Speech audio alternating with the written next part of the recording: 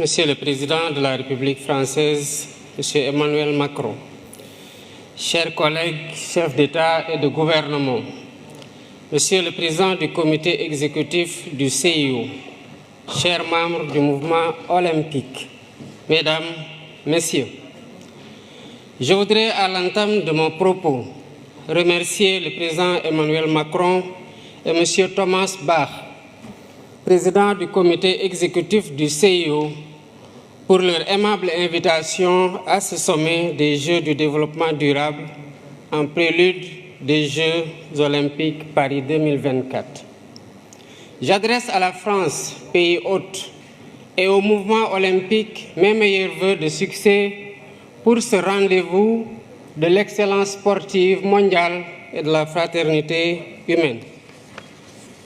En nous réunissant ici sous le sceau, sous la bannière de l'olympisme, nous faisons vivre toute la tradition antique de la trêve olympique, célébrant les idéaux de paix, de sécurité et de compréhension mutuelle entre les peuples.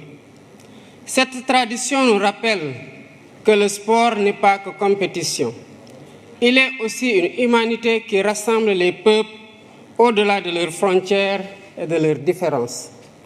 C'est tout le sens de la résolution de l'Assemblée générale des Nations unies sur l'édification d'un monde pacifique et meilleur grâce au sport et à l'idéal olympique. Cependant, force est de constater que l'idéal olympique est aujourd'hui mis à rude épreuve par la tragédie de la guerre, de la violence sous toutes ses formes et des inégalités sans cesse croissantes au sein et entre les nations. Mesdames et Messieurs, ce sommet qui s'inscrit dans la continuité du pacte de Paris pour les peuples et la planète et la perspective du sommet de l'avenir en septembre prochain à New York nous interpelle sur l'urgence d'œuvrer de façon plus résolue à la réalisation des objectifs de développement durable. Inspirée par l'idéal olympique, notre rencontre devrait sonner le réveil des consciences sur les inéquités persistantes d'un ordre mondial historiquement dépassé. Si nous voulons que les choses changent, il nous faut changer les règles du jeu. Je pense à l'évasion fiscale, aux congés fiscaux abusifs et aux autres flux financiers illicites qui privent nos pays de ressources vitales au financement du développement. Je pense à la question lancinante du traitement juste et équitable de la dette ainsi qu'au système de notation biaisé sur l'évaluation du risque concernant l'Afrique. Je pense aux conditions inéquitables de la transition énergétique, quand certains partenaires interdisent le financement à l'étranger de sources d'énergie fossiles, y compris le gaz, alors qu'ils continuent d'utiliser eux-mêmes des sources beaucoup plus polluantes comme le charbon. Je pense à l'architecture de la gouvernance économique, politique et financière mondiale, héritée de la Seconde Guerre mondiale, dont la composition des organes et le processus de décision ne reflètent plus les réalités de notre temps. À maintes reprises et à juste titre, le secrétaire général des Nations Unies a alerté sur le risque de fragmentation d'un système international obsolète et non inclusif. À l'évidence, un système qui perpétue le statu quo et ignore les besoins légitimes de sa grande majorité crée les germes de sa remise en cause et la recherche de voies alternatives.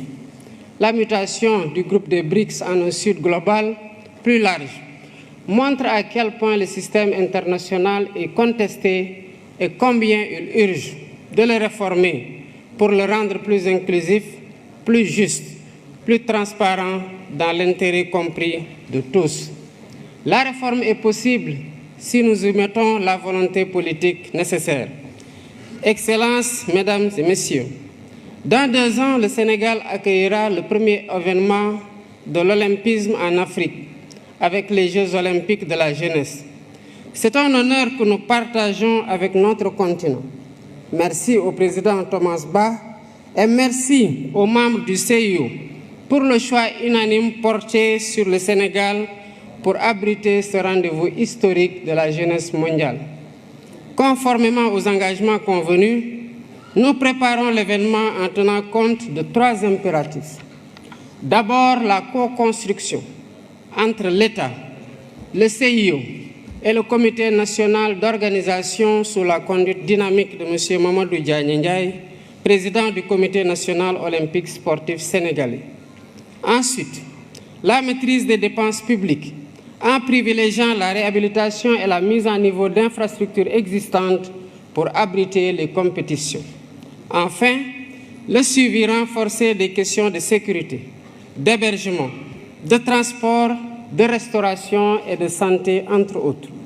Je remercie le CIO et tous les partenaires qui nous accompagnent pour faire cette première de l'olympisme en Afrique une fête de la jeunesse du monde et une réussite collective dont nous serons tous fiers. Je saisis l'occasion pour attirer l'attention du sommet sur le fléau insupportable du racisme et de la discrimination raciale qui continue de gangréner le sport dans un contexte de banalisation des discours haineux et xénophobes. Face au racisme,